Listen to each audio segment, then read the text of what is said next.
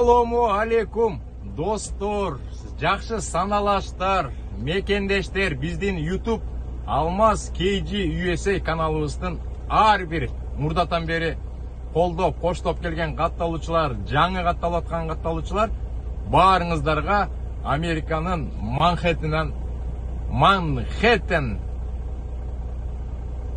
мегаполисинен чоң жалындуу салам. Түшүнөм, көптөн бери YouTube'да жокпуз достор. Мен деген азыр көбүнчөсү Instagram'da болуп атам. Instagram'ды ачкандан бери 1005 видео коюп, көптөгөн маалыматтарды берип, мекендештер менен түз эфирлерди кылдык. Мен бул видеону атайын Россияда жашаган, мигрант болуп жүргөн мекендештериме арнагым келип атат. Анткени Украинадагы согуш башталгандан бери Россияда YouTube иштебейт.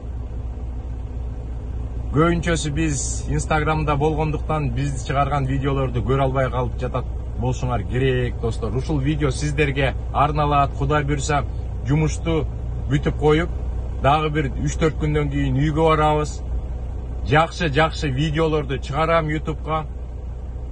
Сиздерге дагы маалыматтарды берем. Өткөндө мен Instagram'га бир айда иштеп канча пайда түштү деген видео чыгаргам. Өткөндө бир ай иштеп $15,000 пайда көрдүк. Азыр бул жакта Америкада кымбатчылык болуп атат, жумуштар кичине ылдыйлап атат. Ошолор жөнүндө сиздерге маалымат берип коеюн деген эле ой. Мен дагы Кудай буйрса бир жума иштеп бүттүм. Азыр экинчи жуманы иштеп бүткөндөн кийин үйгө барып, сиздерге Америкада тракта иштеген жигиттер кандай груз алып атат, толук сиздерге 2 жумалык ишти түшүндүрүп берем.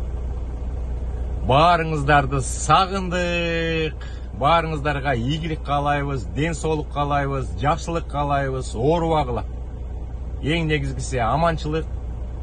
Ар бир үй бүлөдө тынччылык болсун. Мигранттар бул деген кантип сөз менен айтам, өзүбүз мигрант болуп жүрөбүз. Мигранттардын түшүгү көп. Өзүбүздүн өлкөдөн алыс жерде жүрөбүз. Баарыңыздарды түшүнөм. Ошон үчүн ишиңиздерге ийгилик каалайм. Үйгө барганда жакшы видеолорду чыгарып, атайын көбүнчөсү ошо Россияда жашаган мекендештериме арнаганга жаратканыбыз насип кылсын достор. Анда мен азыр Манхэттенде бир сыйра көрсөтүп тартып, видео тартып койгом. Ошолордун баарын көрүңүздөр. Мейн штатынан келип Манхэттенге жакындаганда анча-мынча видео тарткам. Жакында Колумбус шаарынан кезиккиче сак саламатта болуңуздар достор. Достор, биз Манхэттенге жүк алып келдик. Мейн штатынан суу алып келдик. Мен көптөн бери айтып жүрөм. Жаңы тракта иштеп калсаңыздар, ушул Манхэттенге келбегенге аракет кылыш керек. Бул абдан оор. Анткени мыякта трафик абдан чоң. Анан кээ-бир көчөлөргө түшкөнгө болбойт. Ошон үчүн тикет алып калышыңар мүмкүн. Же болсо трак бурула албай турган жерге көчөлөргө келип калышыңар мүмкүн. Атайын сиздерге көрсөтүп жатам. Биз азыр Манхэттенден Бродвей деген авенюсу менен кетип бартабыз. Авеню болобу, же эмне болот? Стритпей. Ушу менен мен бир топко чейин барам, жарым саат 45 мүнөт барам. Ошол жерден суу жеткириш керек экен, алардын дагы доктору жок экен. Эшиктен түшүрүшөт окшойт. Бул Манхэттенге келерде абдан тыкан карап алыш керек. Тыкан карап, баардык жердин баарын көрүп алып, анан келбесе абдан оор.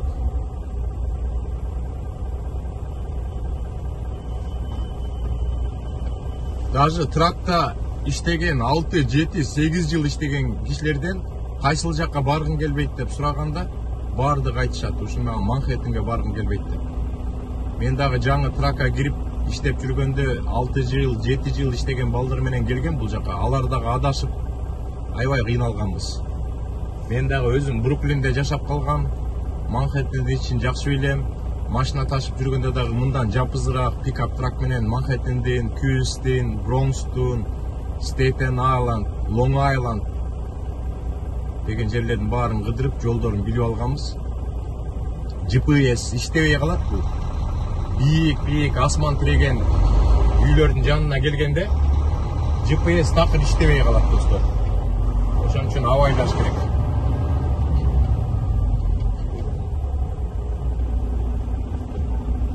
Анда мен сиздерге бат-баттан тарта турган режимге коюп туруп көрсөтүп берейин бир сыра жүк алганга чейин.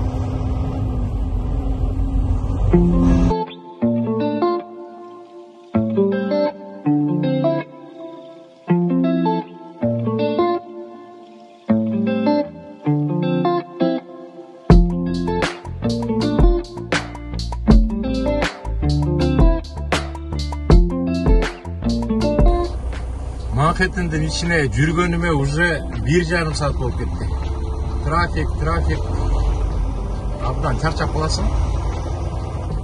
Трафикте туруп чарчайсың. Азыр жүк жеткизе турган жерге 6 мүнөттүк жол калды.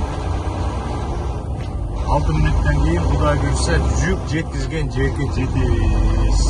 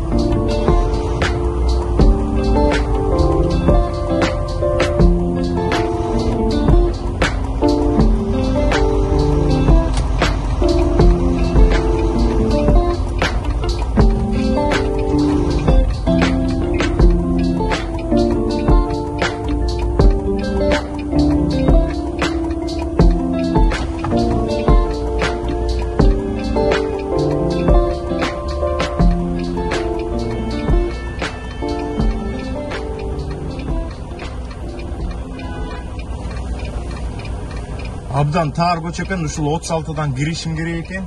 Кирип, кайра бир көчө жүрүп, солго бурулуп, кайра 37 менен бери келишим керек экен. Бул жерде карасаңыздар, канча этажный паркингке? Машиналар 4 этаж го дейм.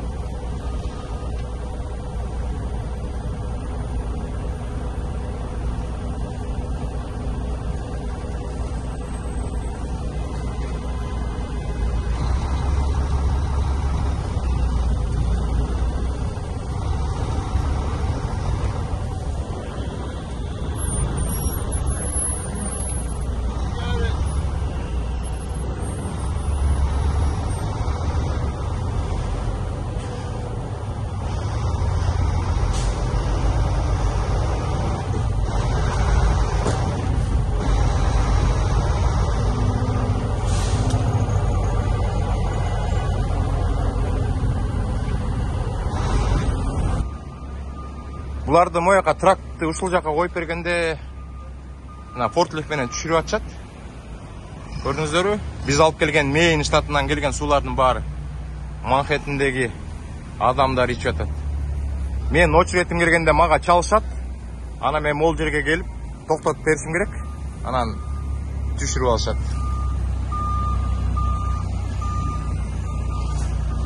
Абдан тар, көчөлөрү абдан тар да.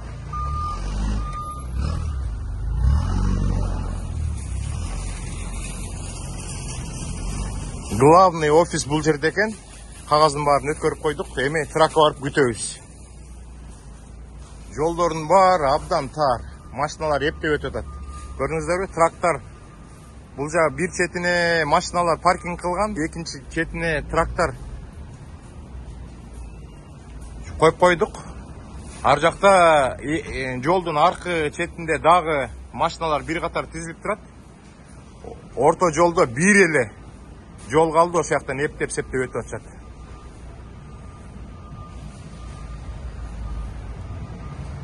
Мына көрдүңүздөрбү? Бир эле жолдон машиналар өтүп атат.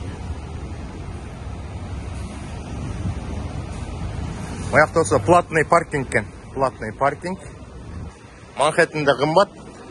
Канча экен? $32 10 цент экен. Бир күнгө койгонго. Эртең менен жумушка келишет, ушул жака $32 коюшат. Ошон үчүн Манхэттенде машина болсо пайдасы жок, проблема да. Кызыл машка бул жакта турат.